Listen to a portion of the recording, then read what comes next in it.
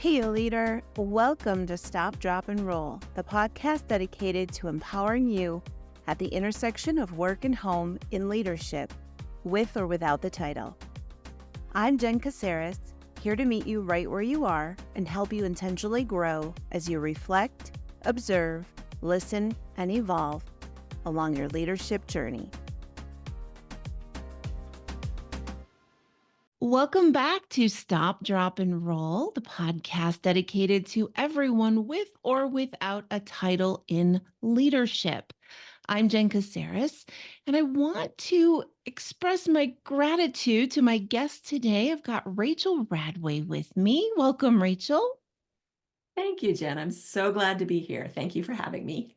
I am so excited. You have a book that just launched. I'm going to give you an opportunity to talk about that and what you do and who you are. Tell us a little bit about yourself and what your new book is about. Sure. Thank you. I am an executive and leadership coach.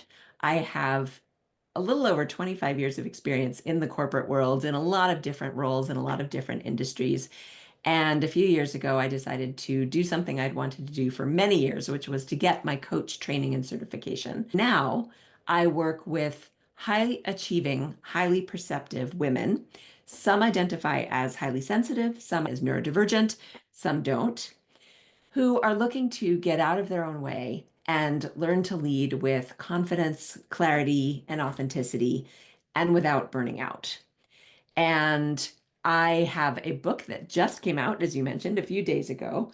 It's called Perceptive: Insights for Leaders Who Feel More, Process Deeply, and Think Differently. And it primarily is targeted at these women leaders.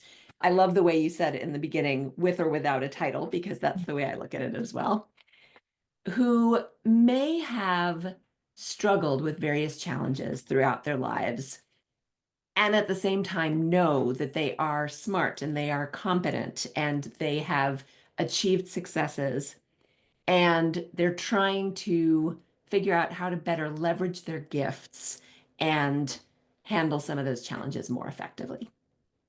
I am so excited to talk to you today.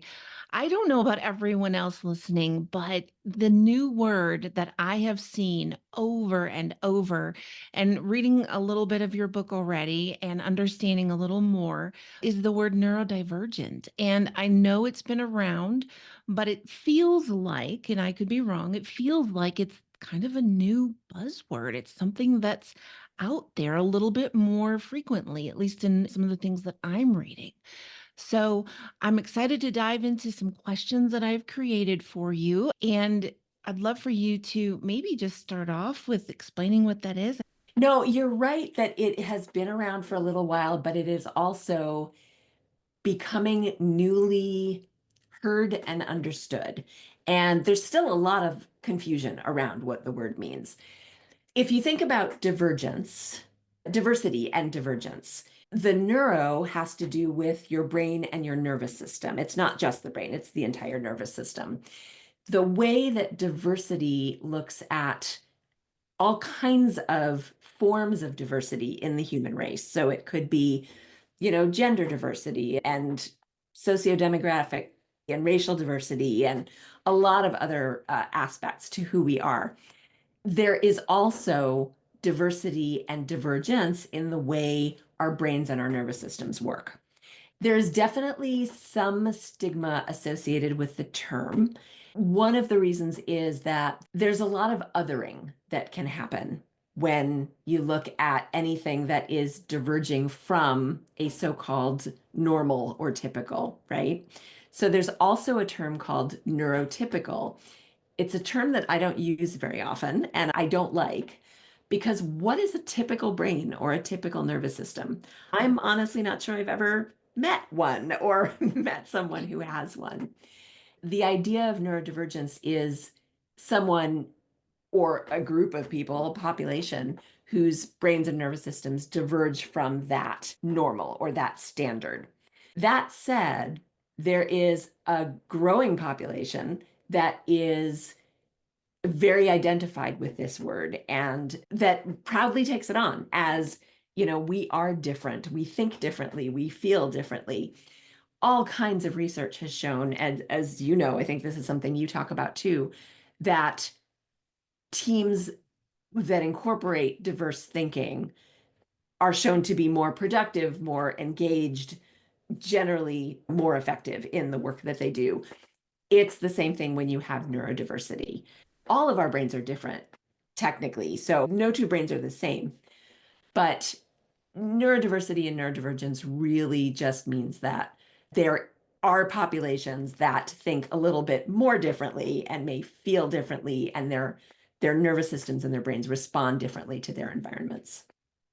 That is a remarkable way of explaining it. I really appreciate that because it clarifies it for me, and I think it will clarify a lot of just people who are out there reading and looking at things and hearing. We hear these words and then we are skewed by something we read, and then that's all we believe. That confirmation bias comes in and we start believing that every person that thinks this way should have a label or whatever it is. So I really appreciate you going through and defining that for us as we get started. I think that will be really helpful for people just in general, but also as we go through things today. Good. That probably wasn't the most articulate definition, but I do talk in my book about labels and language. I find that a lot of the people that I work with actually don't know the term neurodivergent and don't necessarily know that they are. It's not something they've been diagnosed with. They do probably know that they've always thought a little differently, felt a little differently from people around them. And there are huge strengths associated with this. And that's a lot of what I talk about in the book.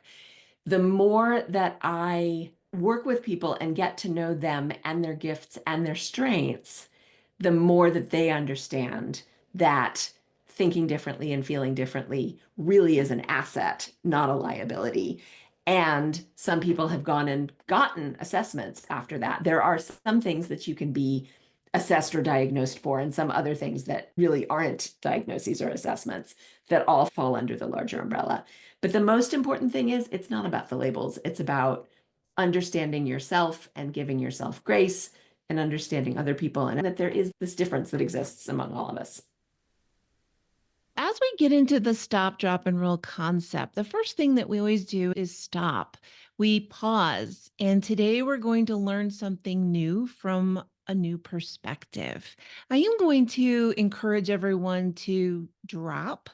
And in this sense, dropping those stories that we tell ourselves about maybe sensitivity or what we might think we know about the word neurodivergent, or just being sensitive or not being authentic to who we are. And so just really dropping some of those stories that we've told ourselves. Rachel, your work really centers around helping people that are highly perceptive. They're high achieving. You mentioned you're helping high achieving women, leaders who really want to lead with that authenticity. Can you give us an example of maybe some personal experiences that led you to focus on this intersection of perception and burnout and leadership? Absolutely. So, one of the things that comes up for me is a story that I tell at the beginning of the book. In 2014, I was a director at a large financial services organization, a Fortune 500, and I had been there for a few years. I became very, very, very burned out. And at the time, back in 2014, I hadn't been on social media that much. The term burnout wasn't as commonly heard as it is today. And I didn't really know what was happening to me. All I knew was that I was exhausted, that I had completely lost my sense of humor, that I had really turned into someone that I didn't like very much. And I was not functioning particularly well. And I knew that I had to make some major, major changes in my life. And I ended up quitting my job, selling my home in the Bay Area, and moving to rural Peru to find the time and space that I needed to start healing. And that healing journey actually took me far, far longer than I could have imagined. It actually took years. And what I learned years after that fact was that this wasn't just normal burnout. I have always known that I was highly sensitive. There is a book called The Highly Sensitive Person that was written by a psychologist, Elaine Aron, back in the 90s. I had read that book a long time ago, and I knew that I met the criteria of this trait. Again, Mhm. it's not a diagnosis. I'm very sensitive to environmental stimuli, and I feel things very deeply. And again, I've always thought a little bit differently. Part of that comes out in driving myself very, very hard. I have exceptionally high standards for myself and for others. I have always worked incredibly hard, crazy hours, and not put a lot of boundaries around my work or anything else that I did. That is very, very common among the women I now work with in coaching. And there are all kinds of things that we could talk about. There's people pleasing, there's boundaries, there's just this drive to be the absolute best that we can be, regardless of the cost. And often it's regardless of the cost to ourselves. So, one of the things that I learned, there is a book called The Brain of the Highly Sensitive Person by Esther Bergsma. I spoke with Esther in researching my book. The brains of highly sensitive people are optimized for successful group outcomes, meaning that we often put ourselves last. We put the interests of the group first.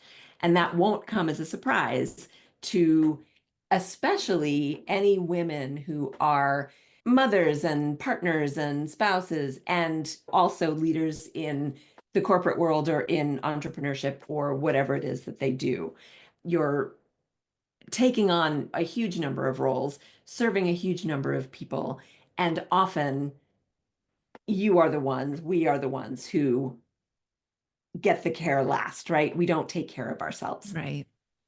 There is, in addition to all of this, something that I also learned during researching the book. So the book originally was going to be about highly sensitive people. And in the course of doing the research and of talking to all of the people that I talked with, I learned a lot more about neurodivergence and the fact that high sensitivity is actually a form of neurodivergence because the brains are different. That's what Esther writes about in her book. There is a phenomenon called neurodivergent burnout that is different from standard generic burnout. And I hesitate to use the term generic burnout because obviously no two people have the same experience of it. And I don't at all mean to diminish the experience of anyone who goes through it. That said, there are some added dimensions to neurodivergent burnout that include things like a long time spent masking. And one of the things that I've learned about myself is how much I've masked throughout my life. By masking, I mean not being my authentic self, putting on a persona, maybe for work. So, a lot of us, for example, women leaders, didn't have a lot of role models in our own corporate careers of women who led authentically. If we had women leaders who were role models at all, or if we had any in our organizations, they often were doing exactly what they had seen, and what they had seen was often male leaders. Right. So a different style, it's something that they were emulating, but that wasn't necessarily true to themselves. So that's a piece of it. Masking in the workplace is something that a lot of us do because we don't necessarily feel safe being ourselves. If you have grown up with the messages that you are too much, or you are not enough, or Mm. you are broken, or you are crazy, or you are weird, or all kinds of messages that people who think and feel a little differently often grow up with, you learn very quickly to hide the traits that generate those kinds of comments. So that's how masking comes about. And it takes a lot of energy, it takes a lot of effort, and you're doing that on top of all of the other stuff that you're already doing, which I listed before. It's a massive load that we're carrying. And we often do that without the kind of support that we really need, without even realizing that we're doing it, and without knowing that we need to ask for help or set some more boundaries or do more to take care of ourselves. So that is what I learned after the fact I was actually experiencing in 2014 and the years after that. And it's one of the reasons that I'm so passionate about raising awareness about this and about helping other people prevent it, first of all, and if they've already experienced it, dealing with the fallout, recovering, and leading themselves more effectively, in the future. I really admire that because I think, especially today, we have a lot of people. I'm also a certified coach, but we have a lot of people who will throw that term around that they are a coach, right? And they're out there again, not to say anything negative about anybody who they're certified and that's their title, that's what they're doing. But what I'm finding listening to you is that it is such a niche and very needed area where people are going through life and they don't even realize what is that big, heavy load on their shoulders, like you just described. I just find this fascinating. And I am so excited about your book and the impact that you are going to have on people. Because even though those books have been around since the 90s or whatever, it feels like things like this need to take off. They have to sort of roll down the hill and get that momentum, right? And then finally, there's now people like you, I feel like, who can really define that. I can see this word, I can hear it in conversation, but to be able to actually understand it and apply it to myself in a private space where it feels safe and potentially work with you and really have that one-on-one time to get through this and accept it and like you said start leading themselves from a space of you didn't say love but I'm sure it's really loving yourself and accepting yourself. That's wonderful. I love what you just said, Jen, because you've captured the essence of it in a way that I wasn't articulating. I think the books that were around in the 90s, the books about the highly sensitive people, first of all, there are a lot of women who do not like the term highly sensitive. It's not necessarily a term that we want to identify with if we are in a leadership role, if we see ourselves as strong people, which we are. And actually, Elaine Aron has commented that if she were to do it all over again, she'd probably change the terminology, but it's out there now, right? Sure. What's different now is there are great resources for people who know that they're neurodivergent. What I think has been missing is tying these two concepts together and addressing a group of people who fall in this nebulous kind of middle ground. People who are not visibly struggling, but may have challenges that they are not showing on the surface of things.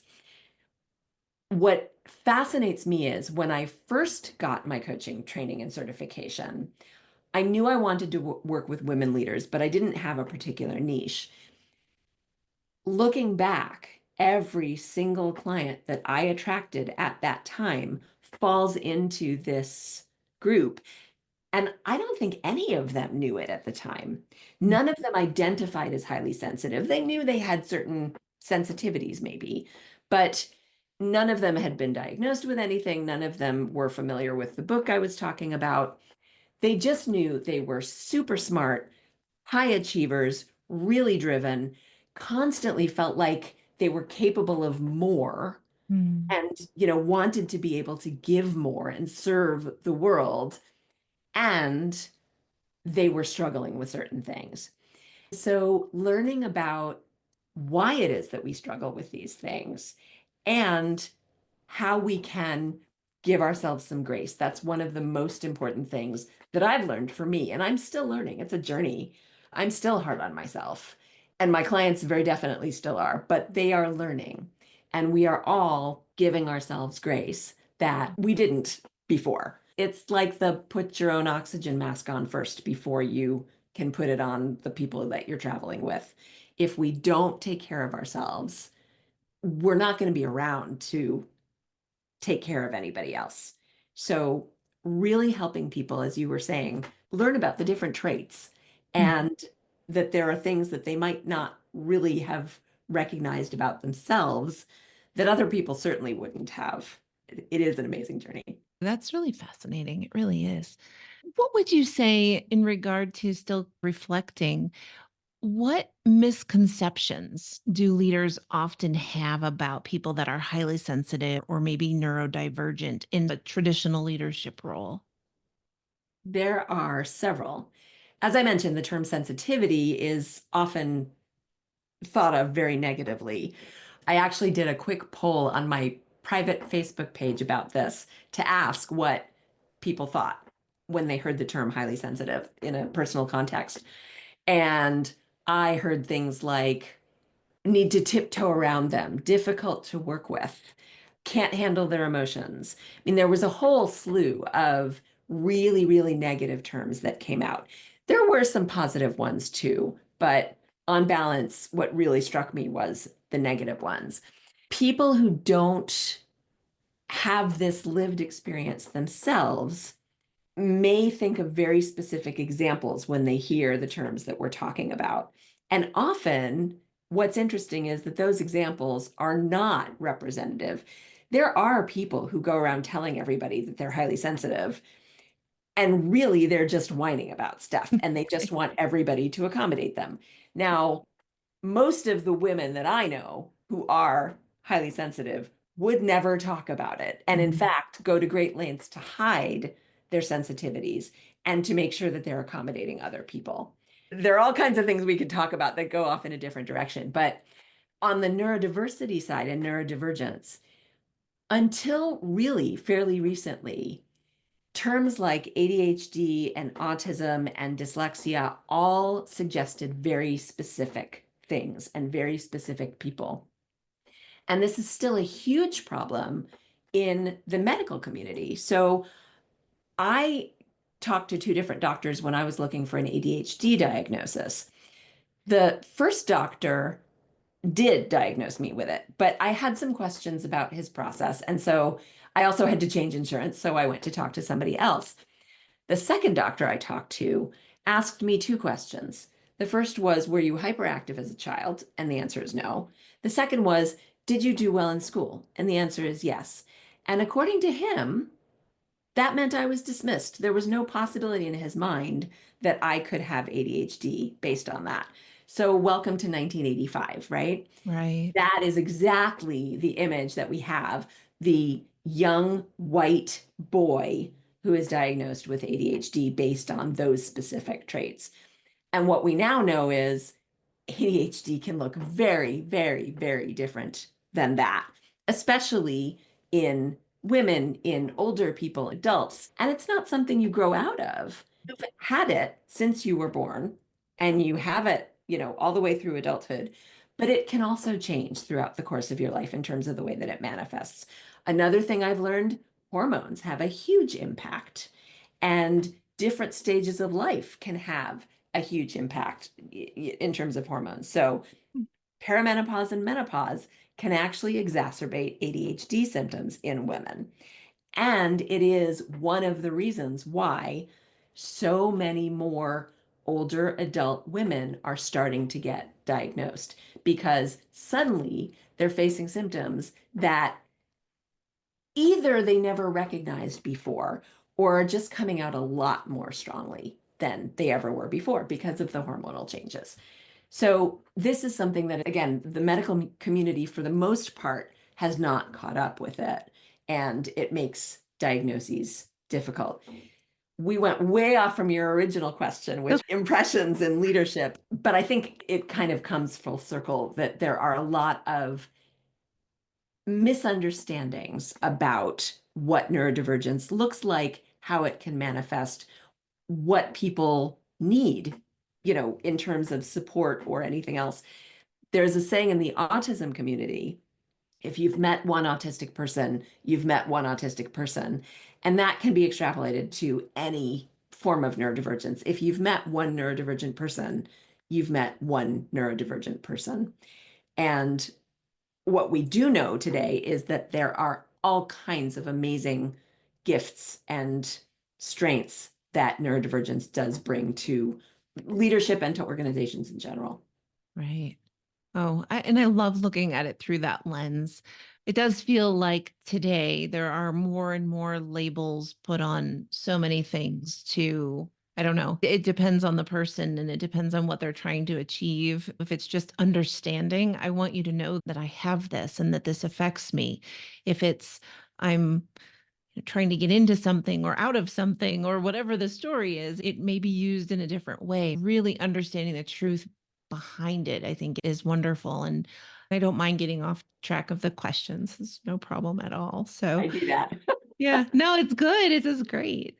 So, kind of going back to the burnout point, if Mhm. we are observing ourselves and we're not sure if we are highly sensitive or if we might fall into one of these categories, but in your experience, what would be an early warning sign that a perceptive leader would be on the path to burnout? There are a number of signs. Some of them overlap with the signs of regular burnout, losing interest in things that used to engage you before. I mentioned my sense of humor. That was one of the things that struck me the most strongly. I really became very cynical, and that was not my normal mode of being. I used to laugh a lot at work, and suddenly I was just cynical about everything.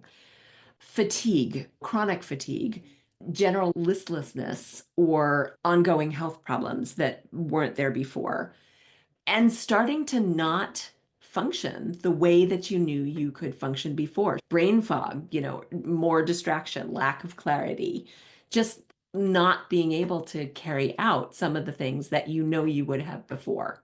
I think that's really helpful for people because you think of burnout and it's, oh, I need to go on vacation or something where we just take this one and done thing and then we come back and everything's supposed to be fine. But you list some really great things to be looking for and observing. So thank you for that.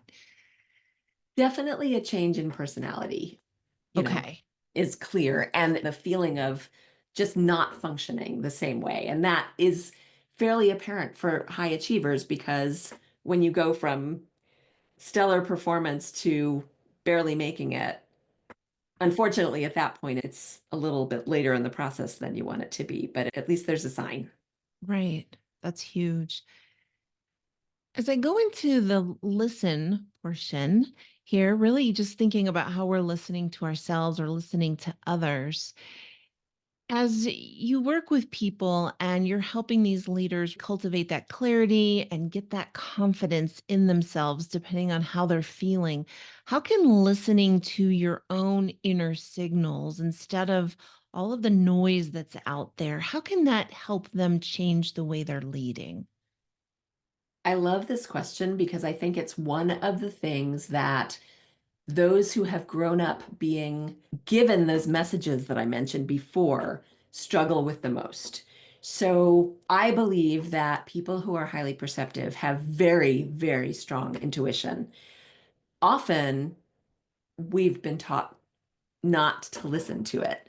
We live in a world where data rules, and lawyers are trained, to think in a very specific way and to use very specific pieces of information as foundations for decisions. When we can't explain how we know something, it can be very hard to not only to defend that way of thinking, but even to mention it in certain circumstances, especially if you're in a leadership role where people are looking up to you and expect you to be making decisions confidently that you can explain and show where they came from. Intuition is not something that is necessarily considered a valid way of decision making. Sure. And yet, there are a lot of things that go into intuition. There are studies that show that again, I'm going to put in air quotes the word typical brain processes a certain amount of information subconsciously per second. I think there's some crazy number. I don't even want to get it wrong, so I'm not going to say the number, but it's a huge, huge, huge number. And consciously, they only process, say, 40 to 50 pieces of information out of many millions or billions or whatever it is. Highly sensitive brains have been shown to have fewer filters on the information that they're taking in. So they're actually actively taking in more information, which is why we're so sensitive to various aspects of our environment. We are noticing things that other people are not noticing, and we are making connections among those things. And that is a kind of intuition, or a piece of it, I'll say. There's a lot of debate in the scientific community about what intuition really is.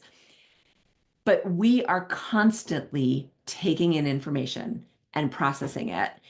And we are less able to filter out the noise. So we're taking in more, which means we have more data to use when we are making decisions. We may not always understand how we're making those connections, but we are constantly connecting dots that other people aren't necessarily connecting or even seeing in the first place. And getting back to the state of where we are as a child when we do things intuitively, when we listen to our inner knowing, is really rebalancing ourselves. We have so much wisdom. And again, when you're told as a child that you're too much or you're too little or you're broken or you're crazy or you're whatever, we learn to stop listening. One of the things that I work with my clients on is figuring out how to start listening again, because we do know things, even if we can't explain it. I love this. This is so interesting to me. I'm enamored by my guest, but I just think this is so interesting because even just for example, the stop, drop, and roll. So I do this every week and I ask people to go through the motions. And in listening, I encourage people to listen to their gut or listen to others with a filter because everyone comes in with their own emotion or connection or whatever it is to what you're trying to work through, right? And so just imagining someone who isn't confident in listening to themselves potentially because they've been told not to, or whatever that might look like, that alone would be difficult for someone. This is helpful for me because I'm not one of those people that was told I was too much. I was really quiet. Long story, not for this, but I've never been in that situation. But I have worked with people like that, and they do get in their own way. I've seen it. And so I think that that's so phenomenal the way that you explain that. And what would that be like if leaders of people who are struggling with this could actually set up an environment where people can think freely or be too much or weird or whatever that is. So I'm just wondering, how can we as leaders listen better to those needs? This is one of the reasons that I wrote the book. I wrote it partially for people who identify with these traits and want to learn more about how to manage it. And I also wrote it for leaders and team managers and HR folks and anyone who, well, it's really everyone because everyone plays a role in organizational culture, right? Specifically people who have direct reports, who lead teams or organizations. I think one of the absolute most important things is just to get to know your team members individually. They are all individuals. I know some leaders are probably listening to this thinking, well, of course, what else would you do? And yet, there are so many who really don't, they just say, okay, I have a team, I'm managing a team. They just sort of clump the team together as a group of people who are here to do this particular mission, project, whatever it is, and they treat them all the same. That isn't a recipe for anybody's success. Every individual is going to have their own story, own needs, their own biases, their own, learning styles, ways of thinking, and ways of feeling. And the leaders who inspire loyalty and inspire engagement are the ones who get to know people individually and find out what it is that inspires that person, what that person needs, One of the things that I love is individual user guides, and they have a lot of different names, and they're starting to become, well, a few years ago, they were starting to become popular. I don't know whether organizations are doing it now, given all the crazy stuff that's going on at the moment. But this was something that I did several years ago in one of my roles was we created user guides for everybody in the organization for people to fill out themselves. We created a template and the guide asks questions such as, how do you prefer to be recognized for an achievement? Do you like to be recognized publicly or in private? What are your preferences for food, for example? Worked for a fully remote company that sent out gifts. And at one point, they sent out pies for Thanksgiving, which was truly lovely. And Right. yet, I'm gluten sensitive. And nobody asked me that. I had to give the pie away. So, what are your preferences? What is your communication style? Are you better working mornings or evenings? Do you prefer to chat by Slack or email or Zoom?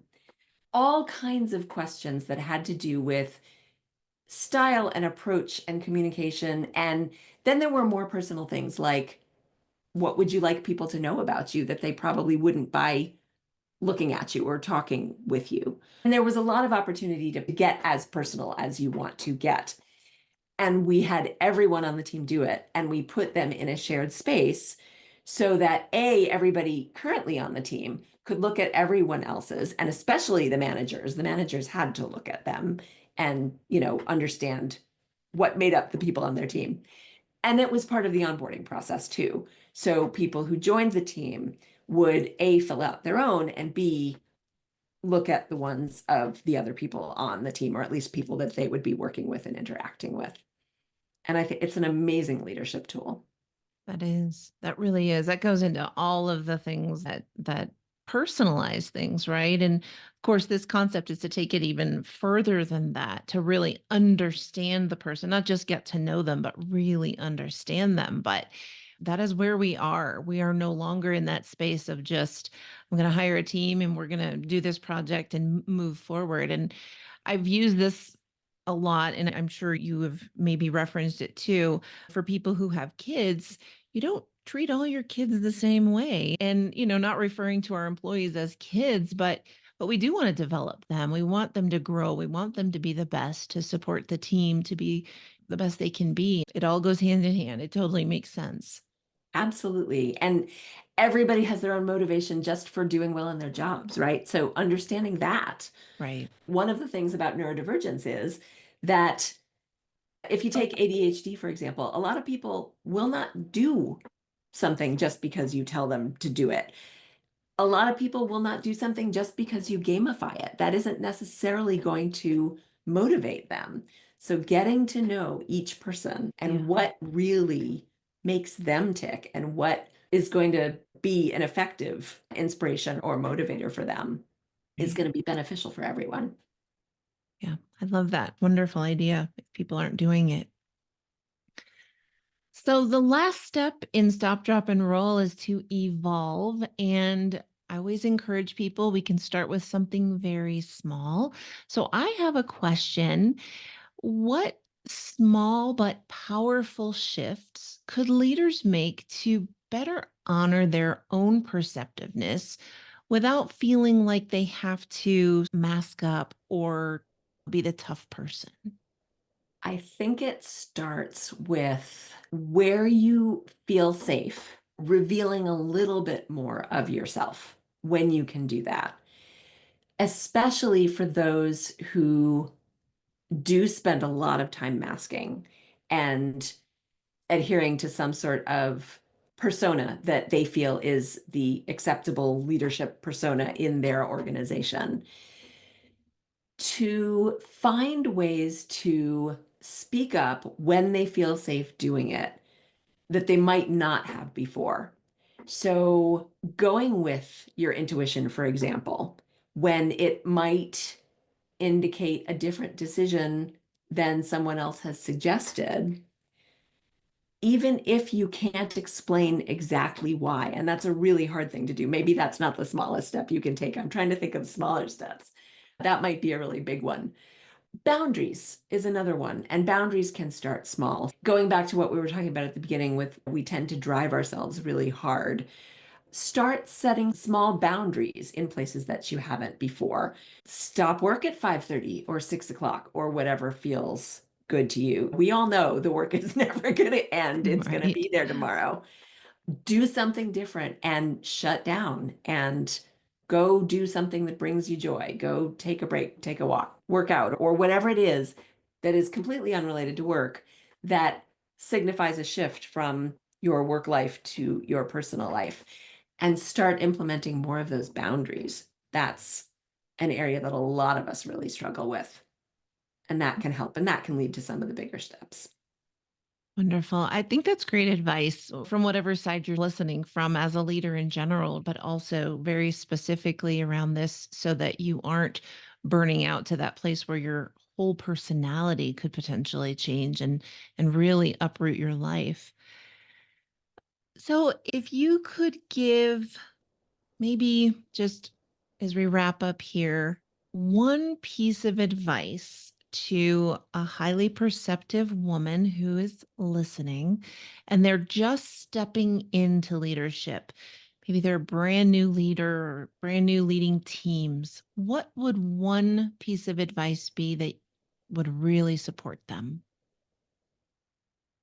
I'm going to say what you said before, which is listen to your gut. If you sense that something is not right for you, it is not right for you. And you need to honor that. It's really important that you honor that.